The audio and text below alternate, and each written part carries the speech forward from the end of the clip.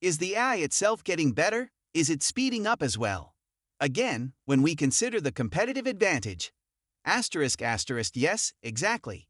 The combination of all these systems is what it is asterisk asterisk. Indeed, precisely. And I was going to cause that because the data would be curated by more intelligent AIs. These days, we can even generate synthetic data and curate and present data in a variety of ways. Therefore, there is a significant amount of data processing to be done before you even begin the training. Oh, PyTorch, that's the beginning and the end of the world, some think. And that was crucial, but keep in mind that there was a ton of work done before PyTorch. Following PyTorch, there is a great deal of development. The flywheel is a good example of how you should think. How can I approach this flywheel as a whole? And how can I create a computer system or architecture that would enable you to use this flywheel as efficiently as possible? There is no one-size-fits-all solution or application. Asterisk asterisk, is that logical? Asterisk asterisk, that is only a single step. Well, it's difficult at every turn of that flywheel. The first action you should take is to stop wondering, how can I make Excel faster? Thinking, how do I make this flywheel faster? Is similar to asking, how do I make Doom faster? There are many steps in this cycle, and as you are well aware, machine learning is not simple. None of the work done by OpenAI, X, Gemini, and the DeepMind team is simple. I mean, their work isn't simple at all. We came to the conclusion that this is what you should be considering. You want to speed up this entire process. You want to adhere to Amdahl's law in all of that. According to Amdahl's law, if I accelerated that by a factor of 3, and this is 30% of the time, I didn't actually speed up the process all that much. Asterisk asterisk, is that logical? Asterisk asterisk, since you can only significantly increase the cycle time and flywheel by completing the entire process, you really want to design a system that speeds up each and every stage of that. The exponential growth is ultimately caused by that rate of learning. I'm attempting to convey that a company's viewpoint on what it is actually doing is reflected in the final output. You see, I have been discussing this entire flywheel. Everything is accelerated by us. At the moment, video is the primary focus. Many people are interested in visual processing and physical AI. Imagine that front end, the gigabytes of data entering the system every second. Provide me with an example of a pipeline that will initially prepare all of the data for training. Yes, the whole process is quickened. Today, people are simply considering text models. However, video models and some of these text models, such as Llama 2, will be used in the future to handle a lot of that data before we even reach that point. Yes, exactly. Yes, indeed. Throughout the entire process, a language model will contribute. Training these massive language models required a great deal of technological work on the part of the industry.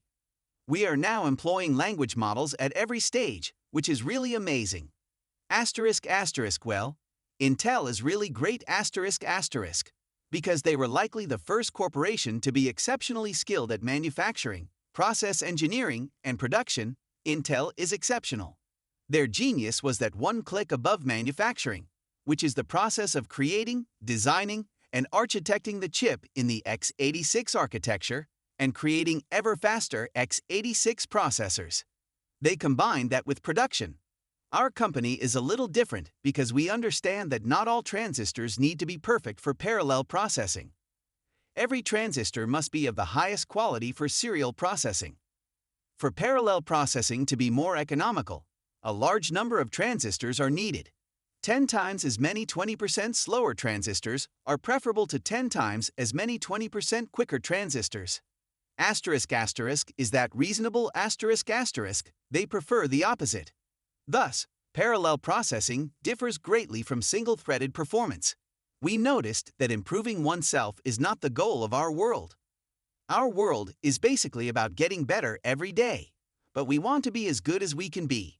Because each algorithm necessitates a unique method of restructuring and re-architecting the algorithm for the architecture, parallel computing and processing are challenging. People are unaware that you can have 3 distinct ISA CPUs, each of which has its own C compiler. Software could be compiled all the way down to the ISA. Enhanced computing makes that impossible.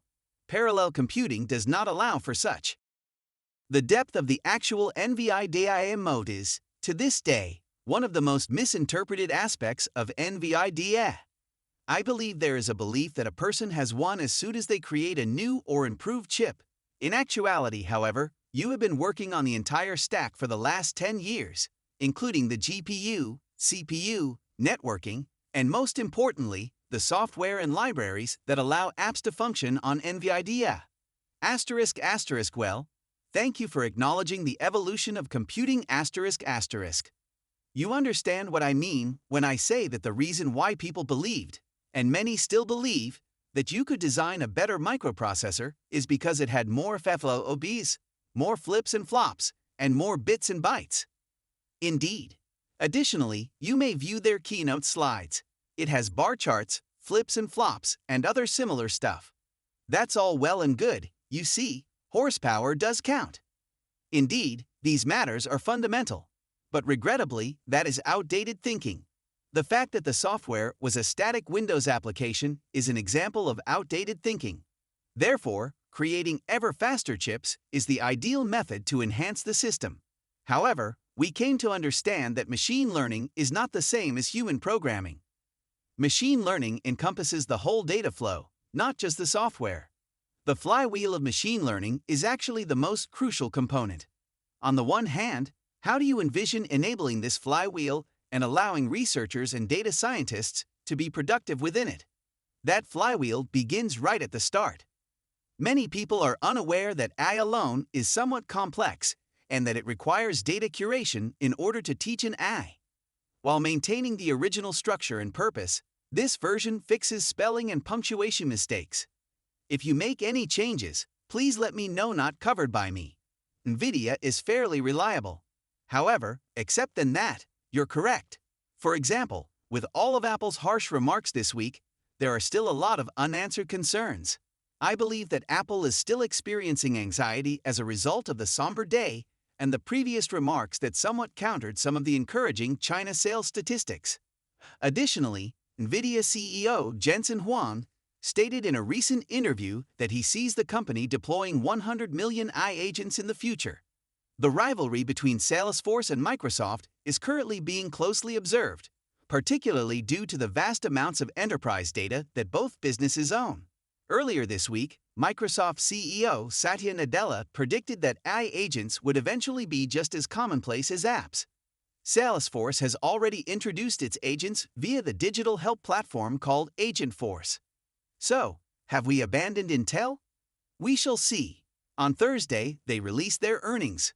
We'll see what they have to say, I suppose. However, it's obvious that Intel's core business is facing pressure. They are actually outsourcing more since they are losing market share and are currently unable to rely on their own manufacturing, which is having an effect on gross margins and other things. They therefore propose that they think their process roadmap is being fixed over time. It will make everything, amazing when they bring that volume back to the United States. We'll see, I suppose. It truly was a 2030 narrative, right? A few months ago, they were sort of laying out some goals for where they believe things could go in the future. Even if they are on course, there is still a long way to go before things start to get better. Furthermore, we are now unsure of whether or not they are genuinely getting better. I suppose you should buckle up for Thursday. At the very least, I'm sure it will be entertaining. Yes, Stacy, we won't be getting Nvidia for a while. However, I'm sure you hear this more than I do. Well, there's a small company over here that's developing a next-generation chip that's going to force Nvidia to the side or disintermediate in the long run. In other words, how long do you anticipate their dominance will last? After all, there's always someone waiting.